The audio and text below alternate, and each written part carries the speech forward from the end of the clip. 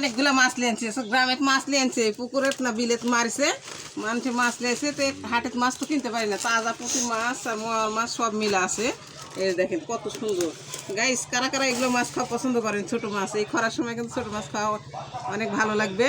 এই দেখেন কত সুন্দর মাছ, পুঁটিগুলো দেখেন কত বড় বড়, পুঁটিগুলো কত বড় বড়। কিন্তু মলা মাছও আছে।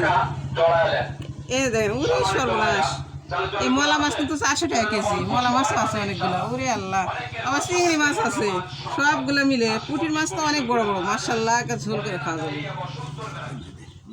এই যে মোয়া, ওরে আল্লাহ, মোয়া মাছ দেখছেন, সেই সুন্দর তো। ওরে আল্লাহ, অনেকগুলো মোয়া মাছ আছে। ভালো হয়েছে না? এগুলো মাছ সবসময় তো পাওয়া যায় না, কম দামে পাচ্ছি, মাত্র 100 টাকা কেজি। এর চেয়ে আর কত সস্তা খাবো? কপালে আসছে আজকে আমার ভালো মাছ। আর এই যে ডারকিনি মাছ, কারা কারা ডারকিনি মাছ চিনেন আপনারা? গাইস দেখেন, ডারকিনি মাছ চিনেন? এগুলো ডারকিনি মাছ কিন্তু আমরা চচ্চড়ি বানায় খাই, খুব সুন্দর লাগে, অনেক তেলুক মাছ এবং ভিটামিন।